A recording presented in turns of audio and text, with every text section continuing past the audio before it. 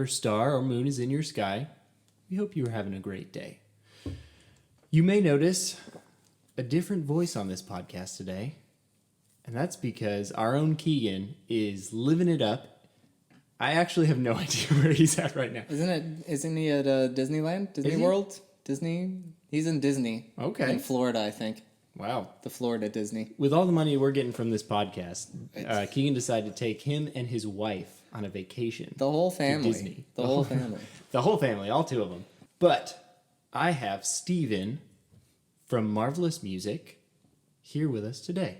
To not even just specifically talk about the music of the movie we're talking about. No, we'll talk about it, but yeah.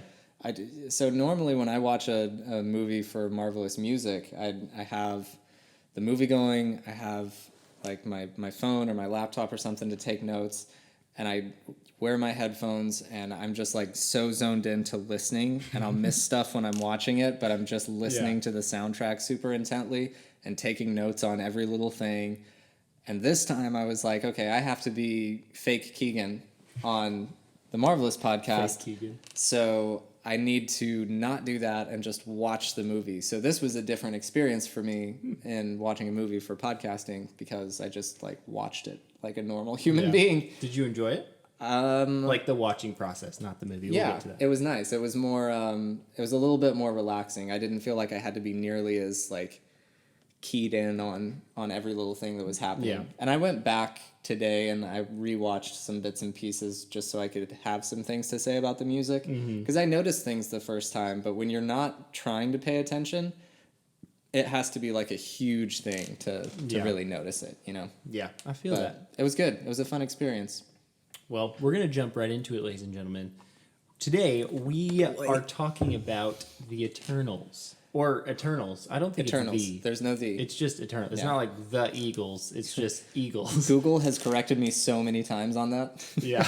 It's frustrating, isn't it? It is. But I went into this movie thinking it was going to be absolute garbage. Yeah. Worse Worse than Thor: The Dark World. Worse than The Incredible Hulk. I'll say it. Worse than Captain Marvel, because I absolutely hate that movie. But, and talking to Steven before this, we were pleasantly surprised. And we don't know if that's because we didn't watch this movie in theaters. We just watched it in the confines of our separate homes. Or if it's actually a decent movie. We're going to try to figure it out. Either way, at the end, you tell us. You decide. So this is the first Marvel movie you've skipped in theaters, isn't it? Yes, I've seen every Marvel movie in theaters since Avengers, the first one. Okay. And almost within a week of it coming out. Yeah. And so skipping this one, it felt kind of weird, but at the same time, because of what everyone was saying about the movie, I was like, I don't really care too much. Wasn't it a fairly intentional skip too? I know it was for me, at least. I was like, I have zero interest in seeing this. Yeah. And I was going to ask you this. Did you have low expectations and didn't care even like leading up to the movie coming out? Or was it when it came out and then there was all the negative reaction and like mixed views of it and stuff that kind of kept you in a mindset of like, I don't need to see this? So it was a bit of both for me, because I knew Kit Harington's character was going to be in it, which we'll get to later. I mean, I'm guessing I'll spend a good 15 minutes on that character alone. Because he was in it, I was actually very excited for this movie. Okay. Specifically just seeing him. Yeah. So the Eternals, I don't really care about.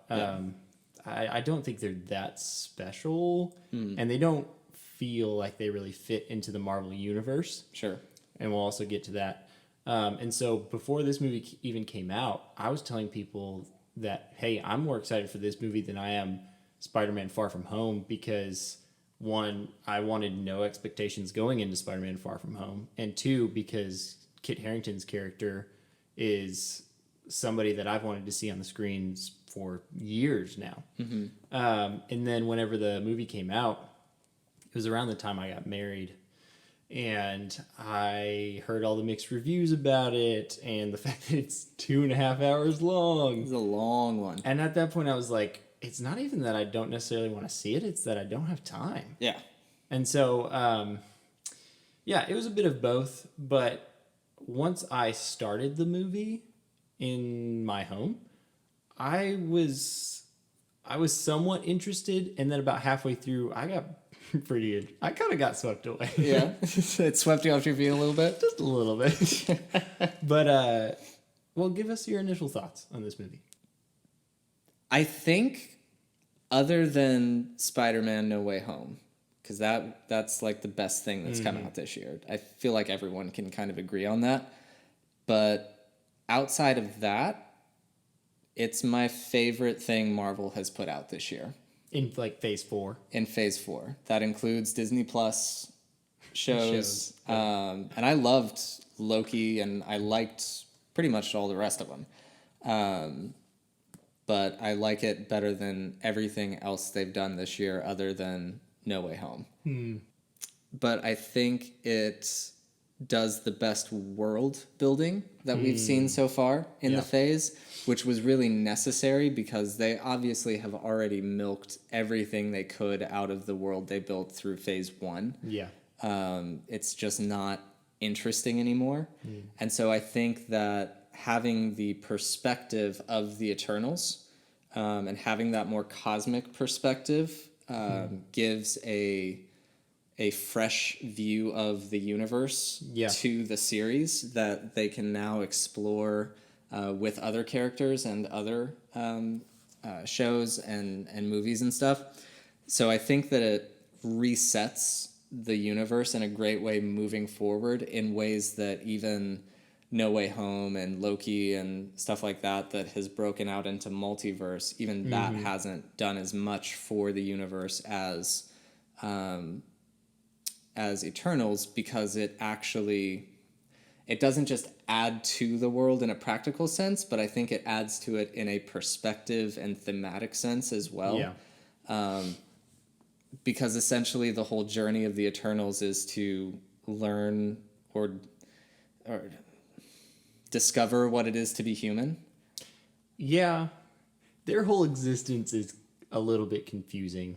Like, a little bit. Understanding why they exist, I understand that. Yeah. But after that, it's kind of like, what are you doing? What are you doing here? Yeah. Yeah. And I think they tackled it fairly well. But I would agree with you. This is, for me, I think we've been given like little pieces of meat in our past Marvel movies over the last year. And this, for me, was like somebody gave me a steak on my plate, but there was a bunch of fat on this steak, and I don't like a lot of fat on my steak. Okay. And so if I pick around that, I have a pretty good piece of meat, at least bare bones of it. Right. But I would say that this movie will set up Phase 4 and the future phases to come more than any Marvel movie has done in the past for any phase. Yeah. Which is a hot take, and I'd love to dive right into that. Yeah, and I think you should. I just to even set the stage before you do that, neither of us expected this to be our opinion going into this. Not at all. But there are flaws in this movie, I would say. But for me, it has made Marvel intriguing again. Yeah. I've always been interested, even with the Phase 4 stuff, even though, you can be a little bit burnt out after Endgame and stuff. I wasn't like intrigued by, what's going to happen next? Where are they going to go? What's going to happen? Who's the big bad guy? I didn't really care about any of those questions until this movie. Yeah. And now all of a sudden I'm like right back in, and I can't wait for the next stuff that comes out. Yeah. So this movie has re-excited me for future Marvel for the first time since Endgame. Yeah. Dude, I 100% agree. I think for me, this movie sets up some really, really major things that I know we will see down the line. For one, it introduces the Celestials a bit more. So we've seen the Celestials in the past in Guardians of the Galaxy 1 and 2. They've been like referenced or kind of, there's been like a throwaway line in a bunch of those. Been like, Yeah. oh, the Celestials, they held the stones. Wasn't Kurt Russell a Celestial? Technically, yes. Yeah.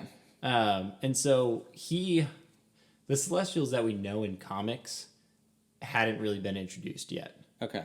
And so Kurt Russell was just kind of like, let's see how the audience engages in this and how they take it. Gotcha. I think before we actually throw an actual Celestial The out. giant six-eyed creatures. Yeah. Huge and people. To clarify, Kurt Russell as Ego the Living Planet in Guardians 2. Correct. Yes.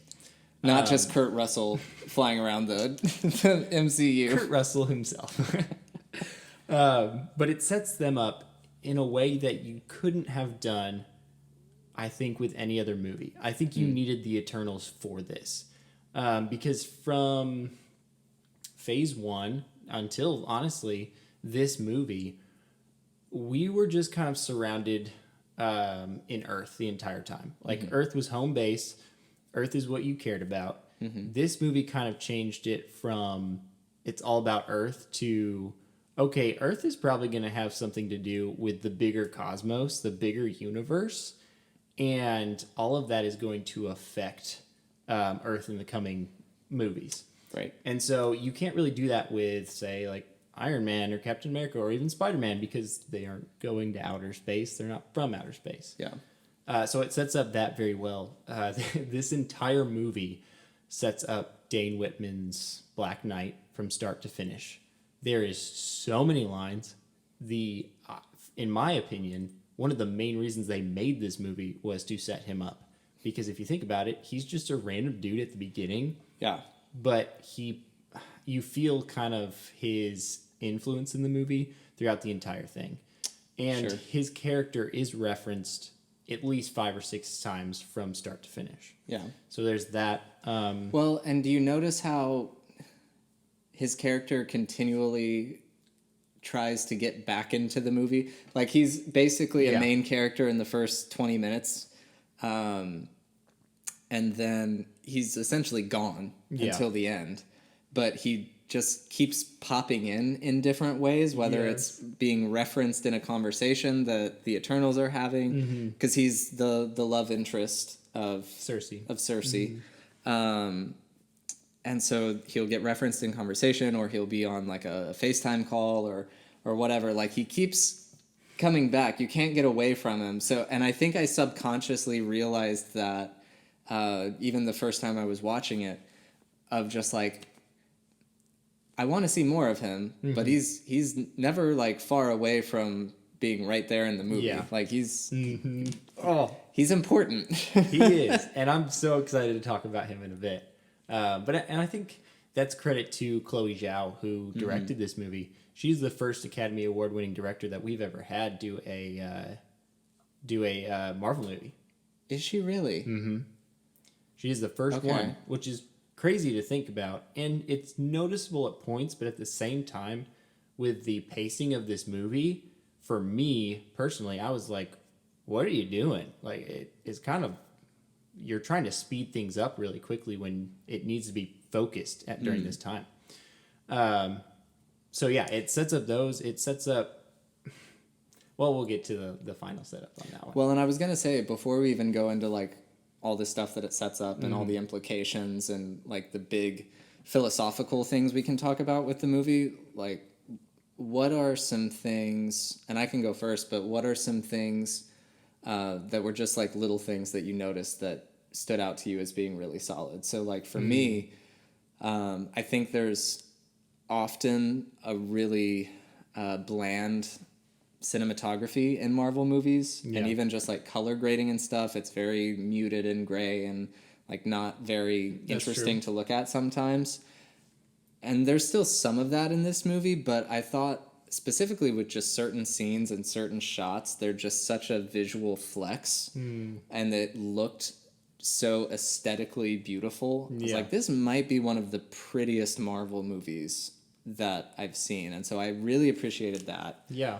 I loved the visual design of the Eternals' like powers.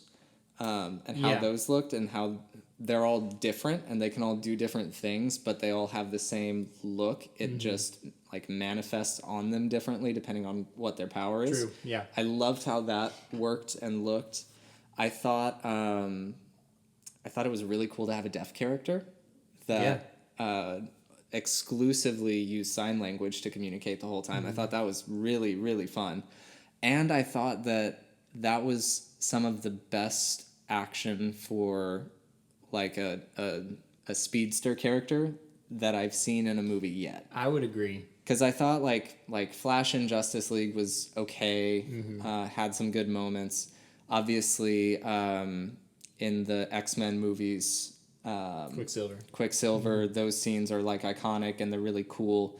But it's cool because it's the slow motion against him being fast. Yeah. That aspect, as far as just a speedster in an action scene with everybody else, I thought this might be the best version of that power that I've seen on screen in a live action movie. And I thought that was handled really well. I wish we could have seen more of her character. Yeah. But I thought it was handled really well. She'll definitely come back around. That's for sure. But I would agree with you. I think in past movies and TV shows, whenever we see a character like that, it's always almost like first person camera. Have you noticed that? Like it's just running through and like everything's zooming by them the entire time. In this movie, it was almost like third person. Like you could see her going, the camera would rotate like while she ran. And that is very unique to what we have seen before. Yeah. So I did really appreciate that. I think the things that stood out to me the most specifically is the world building for me, because again, as I was talking about before with Marvel just giving us little tidbits, this is the first time they've actually kind of laid their cards on the table and been like, this is what we're going for. And not, they weren't afraid to go for it in this movie. Yeah. Again, It wasn't like, here's a watered down version of what we want to do and we're going to put it out there and see how people respond. It was bold. And then maybe in the team up movie, we'll make this huge step and be like, hey, there's a multiverse. It was very, very bold of them to do, which I love. That's not really what Marvel has done in the past. Yeah. And so I like the different route that they're going with it. I do think the visual effects in this movie were really, really good. They looked good. I like that in certain scenes it just made things pop.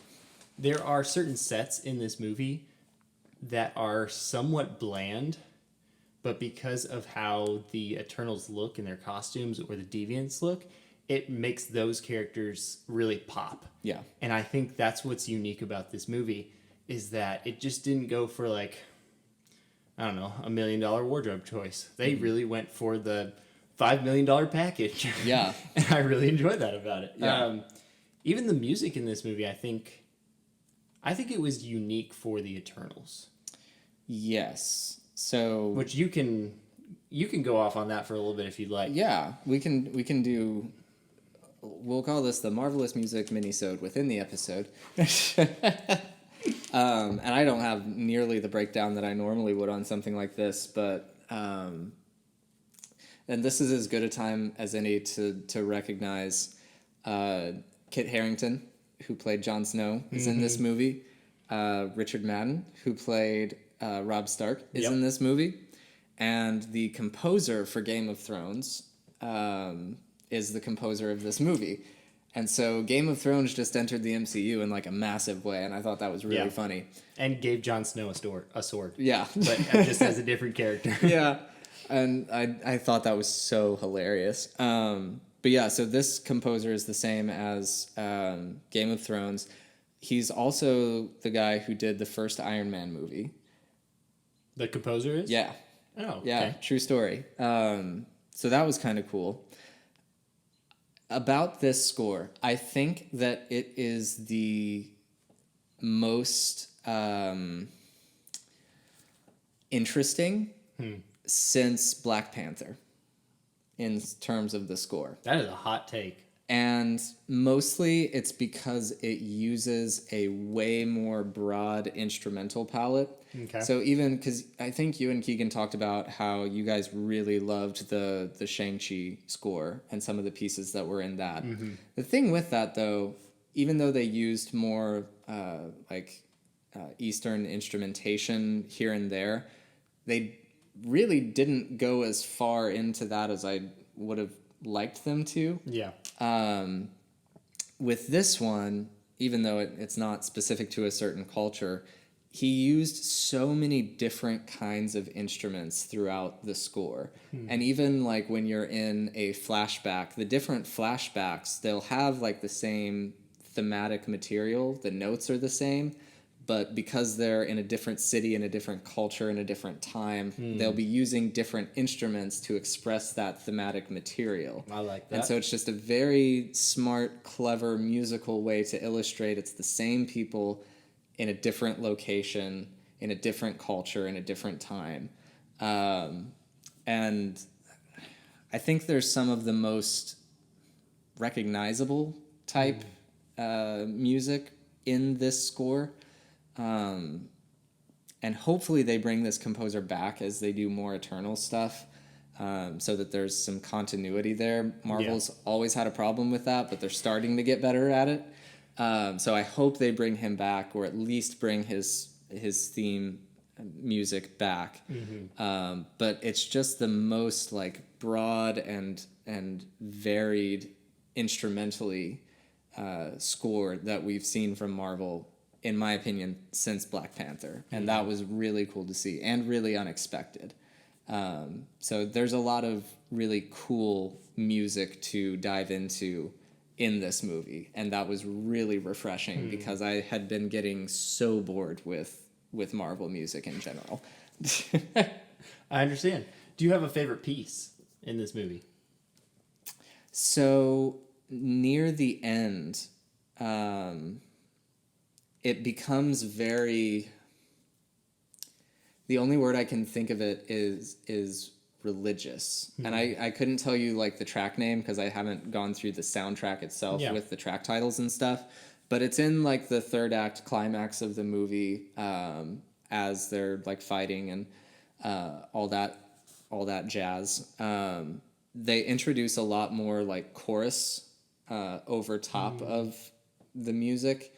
So it just has this like cosmic church feel almost. It's not church, religious, I guess. Is that when they enter the Unimind? That too, yes. Yeah. Okay, because that would make a lot of sense. Yeah. And it's kind of, when I say religious, it's religious in the same way that something like the Interstellar soundtrack is kind of religious. Yeah. It's big, it's cosmic, it's otherworldly. It's like bigger than just human, you know? So it does a better job than several of the more recent Marvel pieces of showing size just in the music. And I thought that was really cool because these massive visuals, some of the biggest visuals I think we've seen in a Marvel movie, even including Endgame. Yeah. That's these massive visuals, and it was so refreshing to be hearing music that felt just as big and grand and spectacular as what we were seeing on the screen. So it really, the music was up to par with the massive and incredible visuals that we already talked about. So I thought that was really cool. That's refreshing for Marvel fans of, well, music as well in the future. Yeah. Because if they get it down this time, maybe they just got their legs under them. They're going to start running. I hope so. I hope so. I will say, there are some things I didn't like about this movie. And I think, the script is really rushed. There are certain times, for example, it's towards the end, or I think it's in the second act, where Cersei and Icarus are together.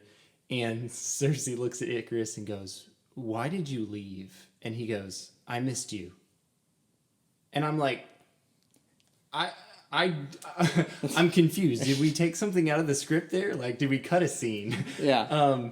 And then he says like one more thing, not pertaining to her question at all, but it's not supposed to be like that. And then he's like, you have to trust me.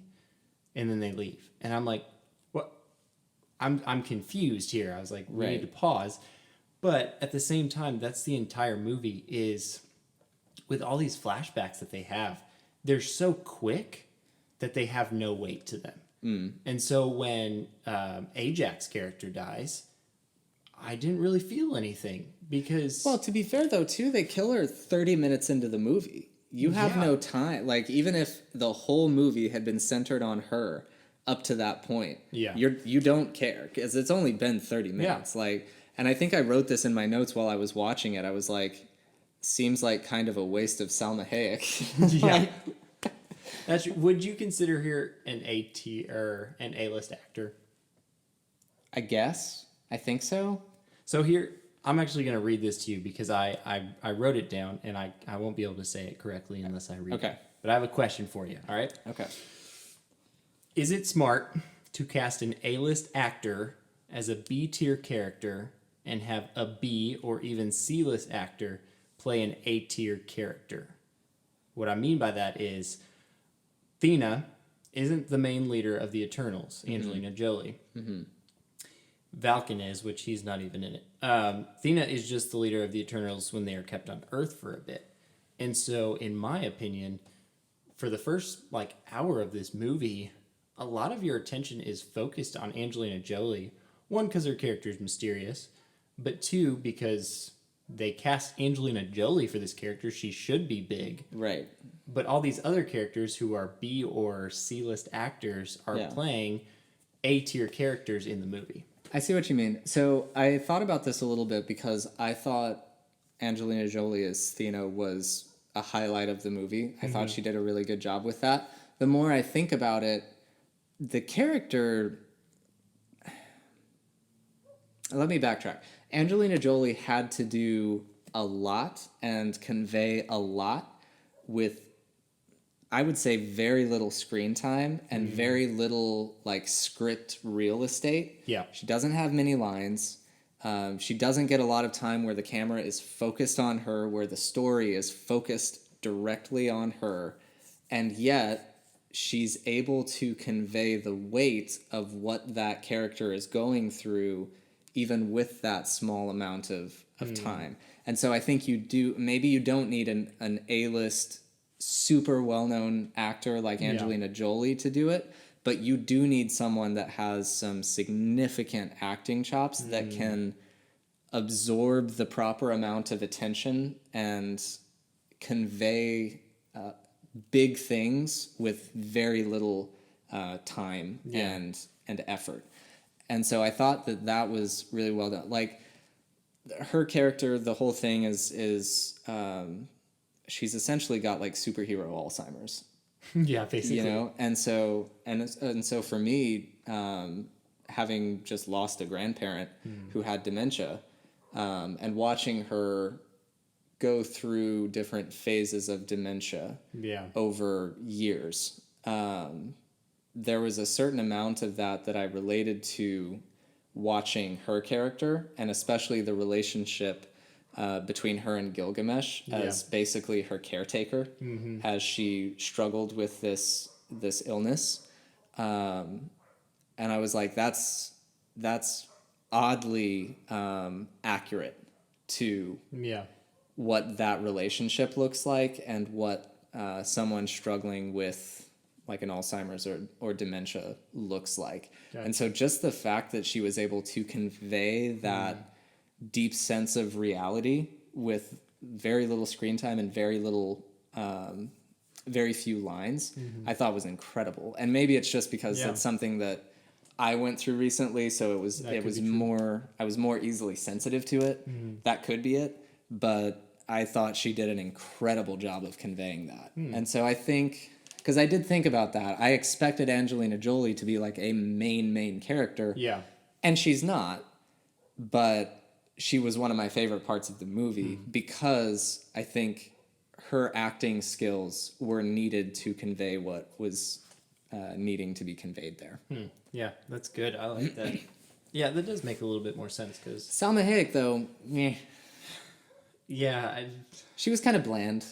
Ajax's character, I don't know. She's supposed to be like the faithful leader and follower at the same time, and she's supposed to have this weight over the rest of the crew because she is their leader.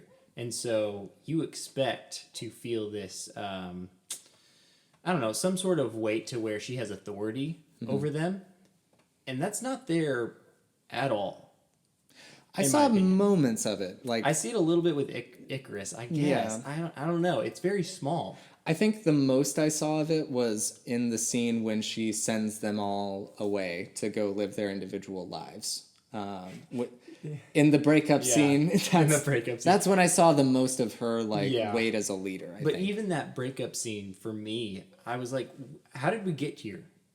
Sure, yeah. Because they're just walking in the woods, watching everybody kill each other. Well, and that's the issue with that flashback format. Yeah. Because it really was like, okay, we have to show when they got here. We have to show them like thriving with the people of Earth. We have to show Icarus and Circe getting together. And then we have to show them breaking up. And convey all that. And they're all in different time periods with different cultures. Yeah. So you don't get a satisfying sort of like beginning and middle to the Eternals overall story because the beginning and middle are done in disjointed and separate flashbacks.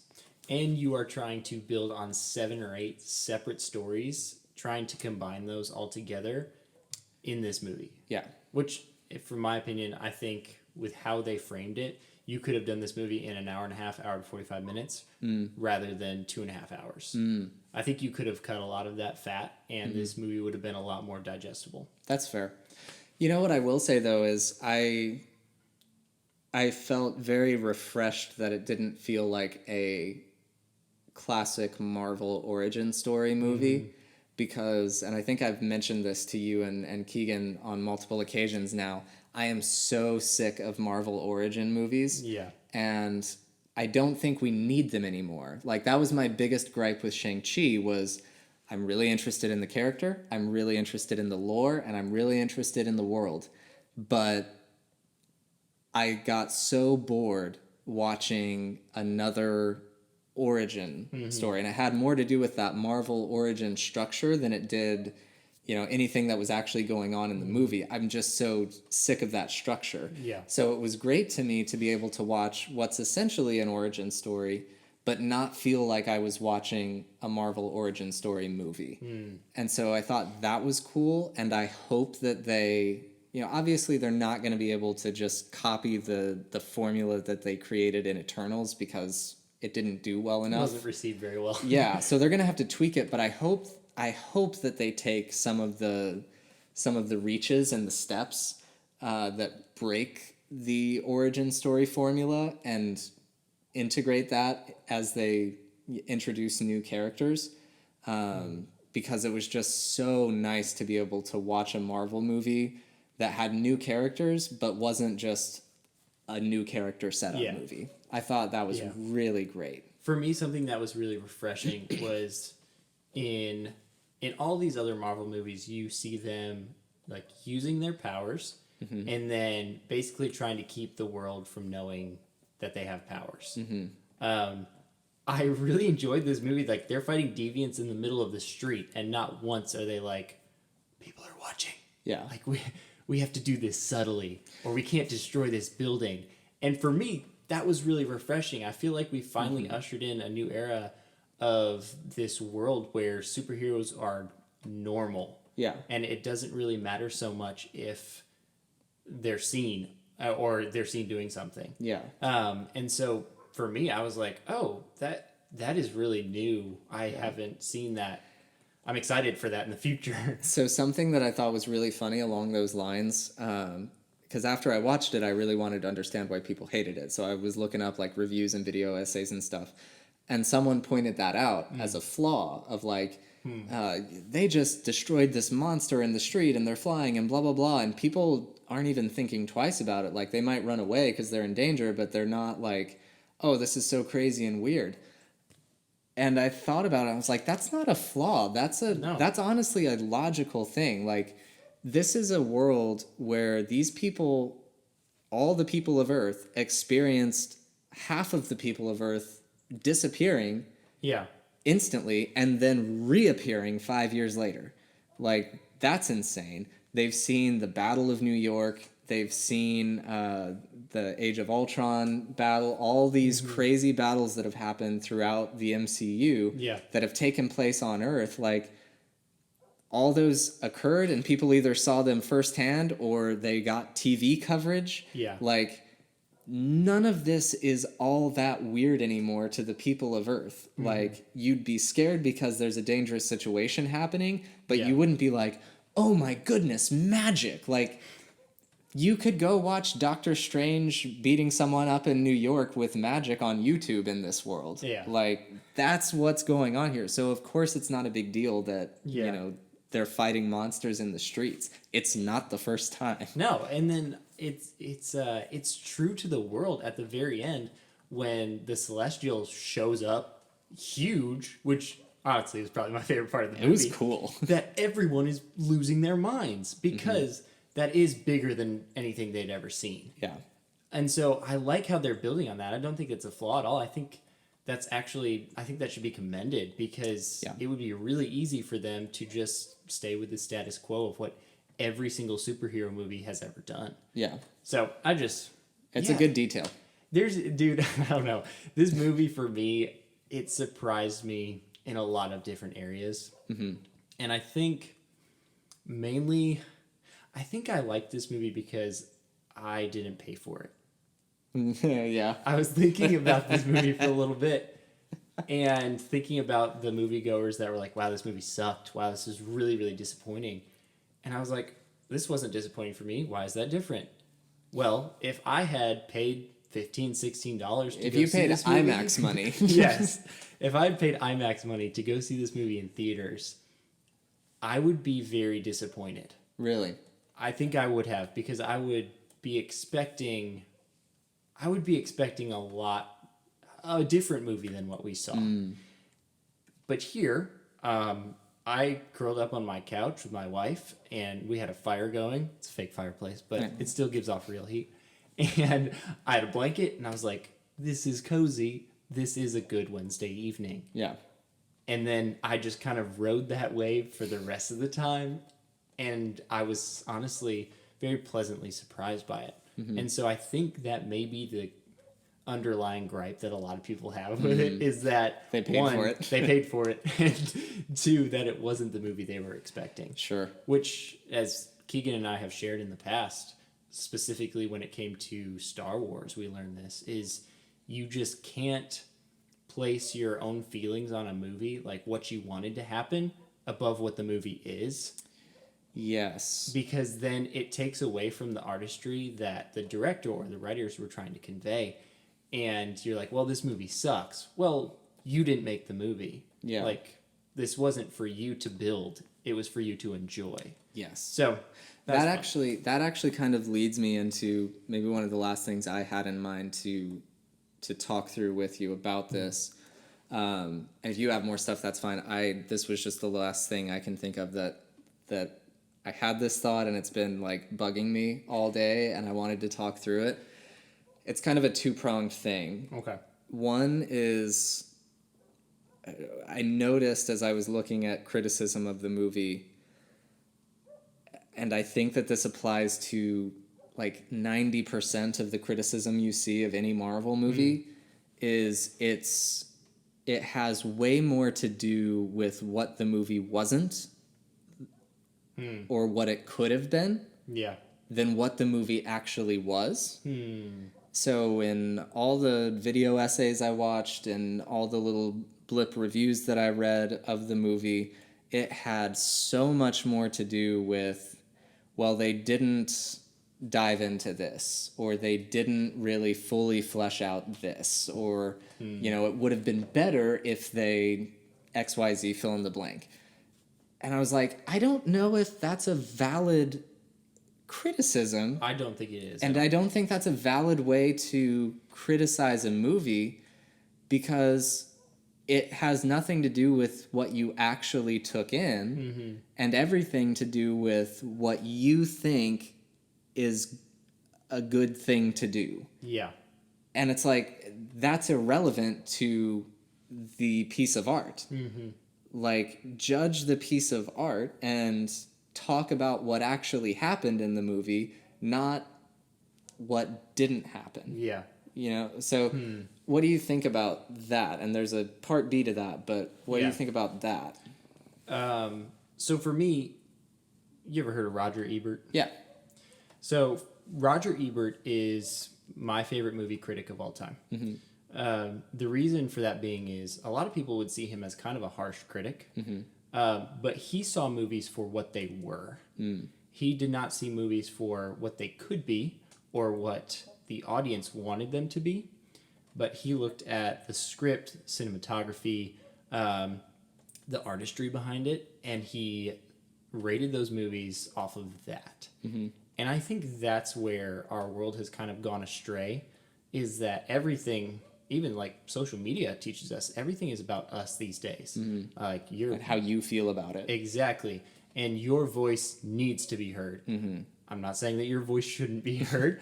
I'm just saying that specifically for this instance, I understand if you are an eternal nerd, which I don't think I've there's never many met of them. One. Yeah. I'm a pretty big Marvel nerd. Yeah. They're just not around. Yeah. And so unless you're that, I don't think you deserve to say, hey, this movie could have been so much better. Sure. Because if you take a look at what this movie sets up, which I'm about to dive into after this, just for a short period of time, this movie did a good job. And the artistry in this movie is honestly visually stunning. So, yeah, I would say that that is an incorrect view of a way to score, or not score, but to review a movie. Yeah. So the second part of that is, as we look at the MCU specifically, and I'm not applying this to movies in general, or even comic book movies, but can we critique and talk about or criticize Marvel movies in the same way with the same criteria that we critique any other movie? And so the reason I say that is one of the big complaints, and there's validity to it, about the Eternals is that you didn't, because they're trying to establish so many characters so quickly and move the larger story forward at the same time, you don't really get to deeply explore each character and their experiences and their motivations as much as maybe you should to really get a satisfying emotional payoff to everyone. And I think that's a fair criticism. But at the same time, even though I notice, like, we're not really getting a lot of time with each of these characters. So either you, like, relate to it and you buy in, or you don't. And with certain characters, I did, and with others, I didn't. And that's just going to happen when you don't have the time to dedicate to each one of them. But I also had this thought about 3/4 of the way through the movie. I was like, this isn't the last time I'm going to see these characters. And that's unique to the MCU, even in this day and age where everyone's trying to create a cinematic universe. That's unique to the MCU, in that I could watch this movie and think, we're not really getting to spend a lot of time with these characters individually, but then not really worry about it, because it's like, I'm probably going to see all the ones that didn't die in either another Eternals movie or in a team-up movie or something. So, like, I will get to see more depth from these characters in future films.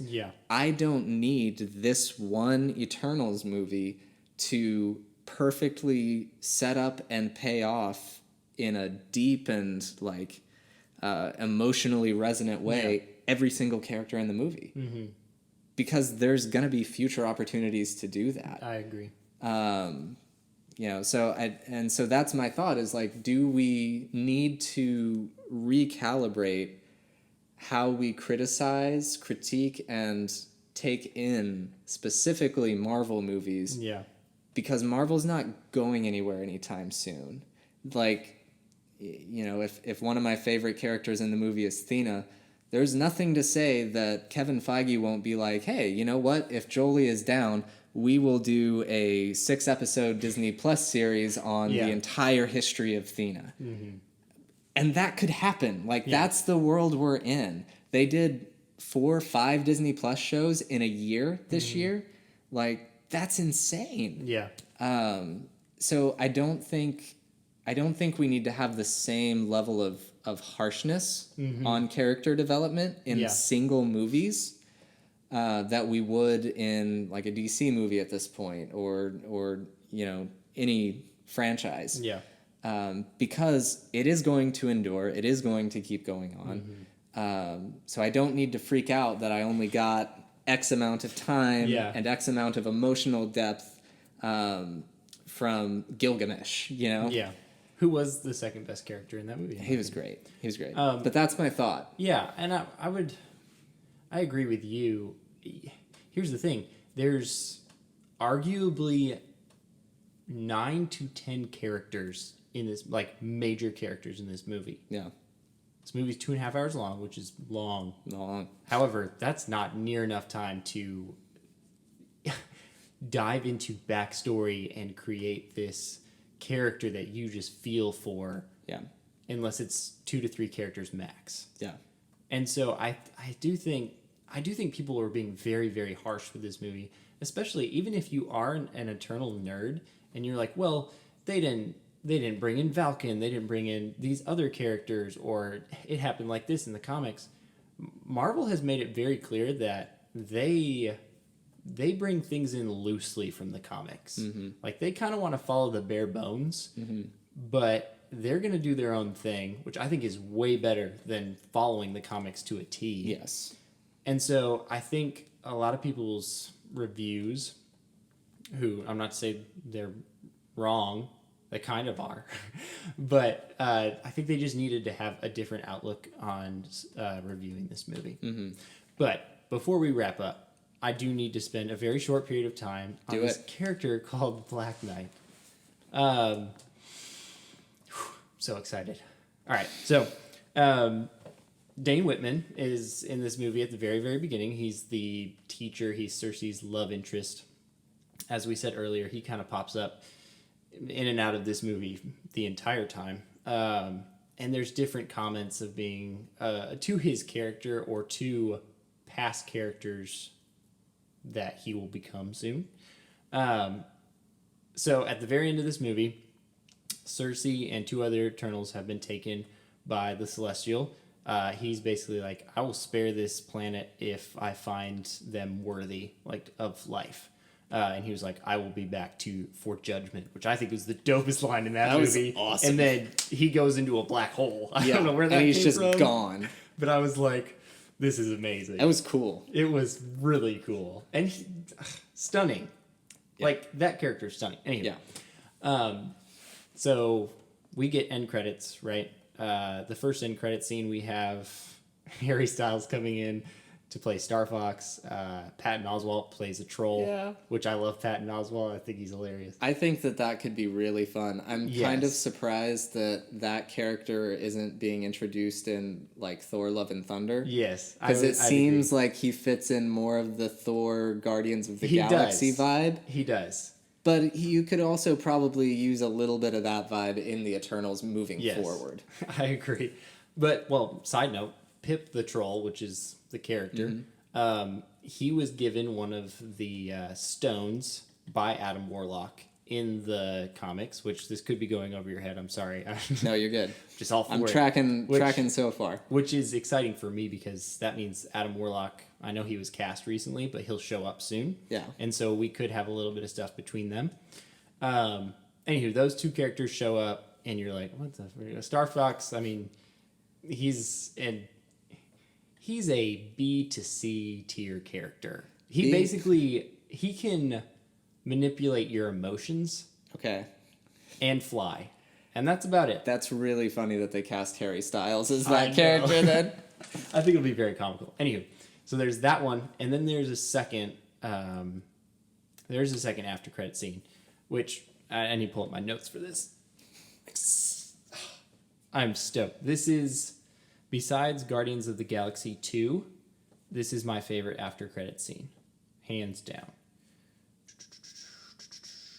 Oh, where was it? Oh, yeah.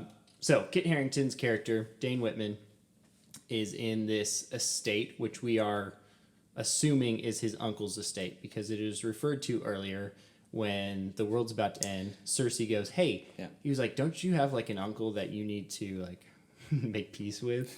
And then later in the movie, he's like, my family history is a little weird. Like, I need to tell you something. Backstory behind Black Knight. His uncle is a supervillain. At the end of his life, he calls his nephew to him, Dane Whitman, basically confesses everything that he's done, becomes good before he dies, and says, here's this sword. Like, I want you to do better than me. Like, I want you to be good. Okay. And basically just to keep it out of another villain's hands. Which, that right there to start out with, I'm like, that's a great way to start a character. And so this sword is called the Ebony Blade.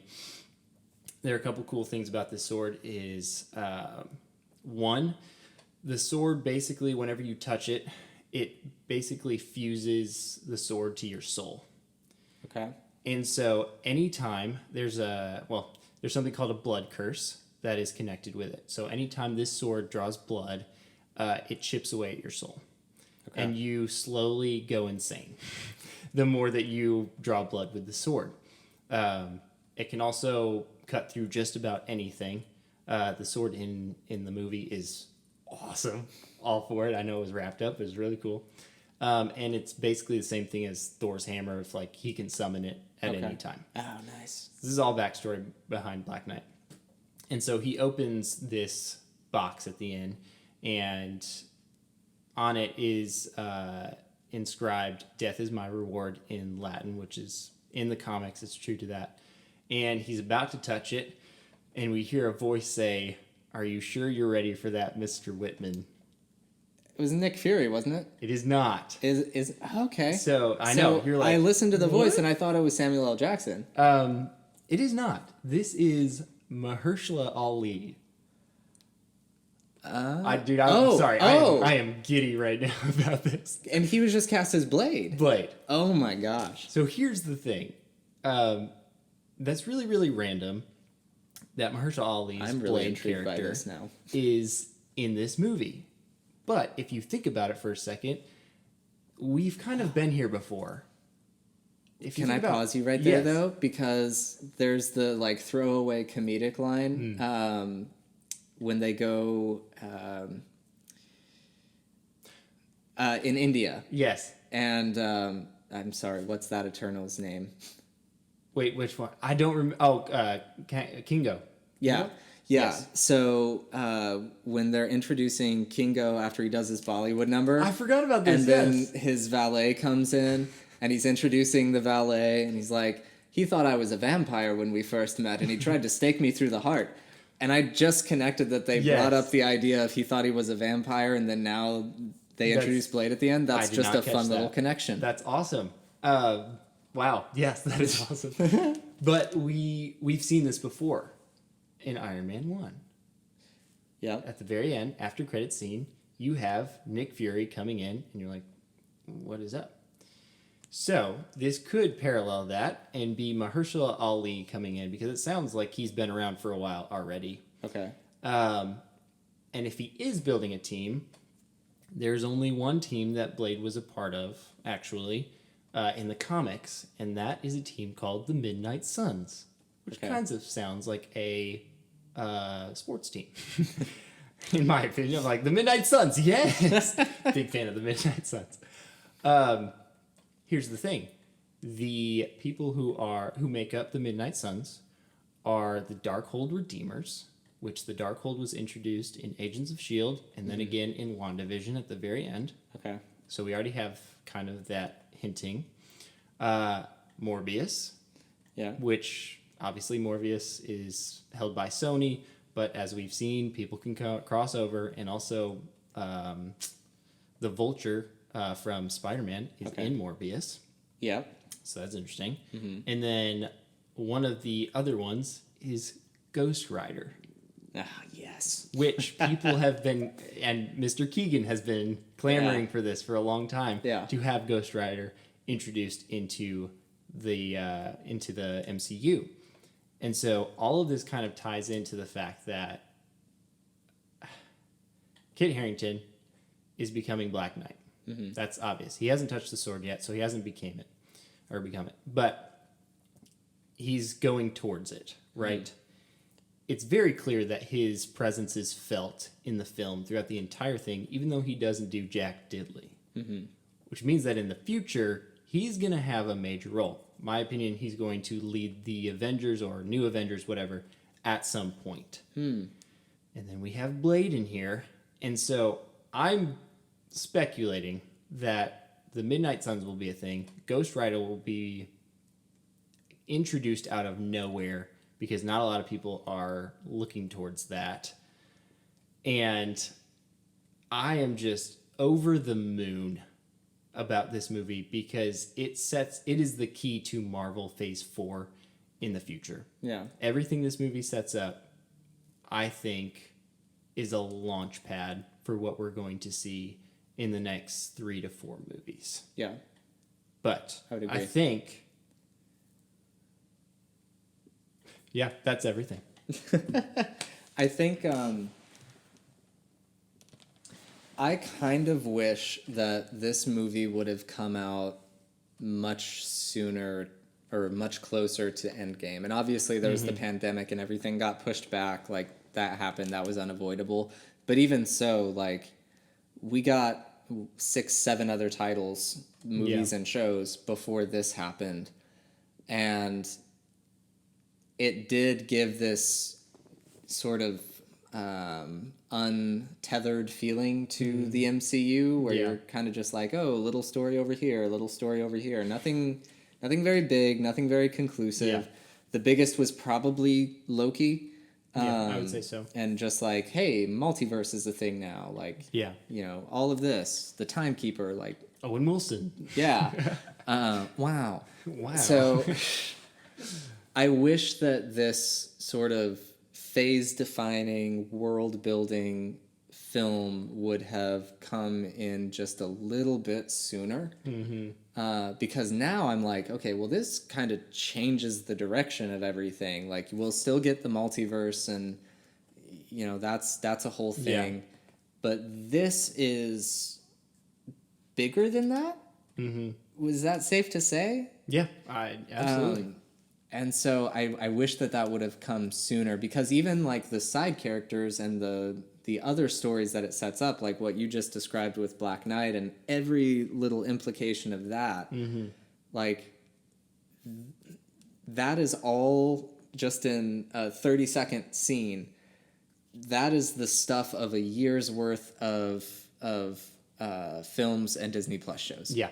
Like, that's in a 30-second scene. That's crazy. Not to mention what was introduced in the actual body of this movie. Yeah.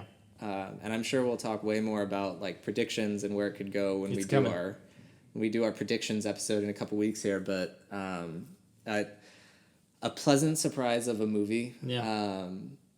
Like I said at the beginning, it has reinvested me in Marvel in a way that I did not expect it to do.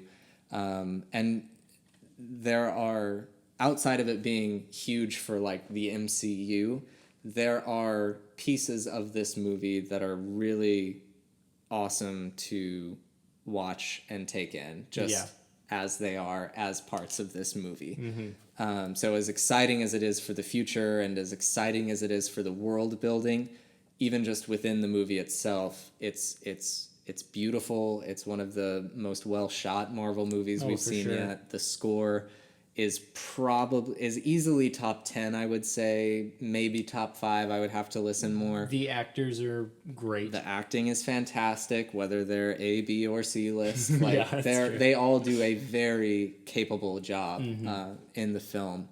So there's just a lot in there that is very good, even if you don't get as invested in it or into it as we did. there's a lot in it to enjoy. So I think people will come around on this movie as time passes. I would agree. I would give it a watch at home and then Yes. reassess how you feel about the movie. Yes, 100%. Because there are moments of it that are a mess. The script could be better. All of the criticisms you see about this movie that actually have to do with the movie itself have at least some validity to them. Yeah, I will a little bit. say that much. But I don't think it's on the level of The Dark World or No, not at all. the very obviously not good Marvel movies. It is better than that. And so I think as time goes on and as some of the ideas that are being set up in this movie get paid off, Yes. and we can trace them back to Eternals and watch how these characters grow and evolve over the next phase or two, people are going to come around on this movie, I think. 100% agree with you. Yeah. Wow. We needed more than 30 minutes to talk about this 2.5 hour movie. And honestly, all of it I was enjoying. So we hope you all enjoyed it as well. Absolutely. Just a conversation between the bros and you all.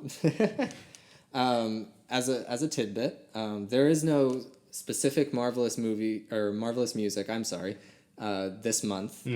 I'm just hanging out with these guys Love it. through January. Next week, we're going to be talking about the year of 2021 in Marvel. So we'll do a quick little rehash of all the Disney Plus series, of the films. So we'll be talking about what happened. And the week after that, we'll be talking like predictions and what could be coming around the bend soon and how it could all come together. And I have so much to talk about now. Yeah. Yeah. So it's going to be a fun couple weeks. Watch Eternals. It's on Disney Plus now. It's free. Like, go watch Give it a shot. It's good. It's good stuff. Give it a good hour and a half. Yeah. You don't have to watch it all in one sitting. Yeah. You know? Break it up like you would the new Justice League Zack Snyder cut. Yeah. Do it in chunks. Yeah. Yeah. We love chunks. Yeah. Well, ladies and gentlemen, this has been the Marvelous Podcast. We hope you've enjoyed yourself. Stephen, we have enjoyed hearing your lovely voice and seeing your lovely face. I've enjoyed sharing it. Thank you so much for being the new Keegan. Anytime. That's right, Anytime. Keegan. If he happens to stay in Florida forever. That's true. We hope you all have an absolutely wonderful evening and be blessed and be encouraged. Good evening. Outro music.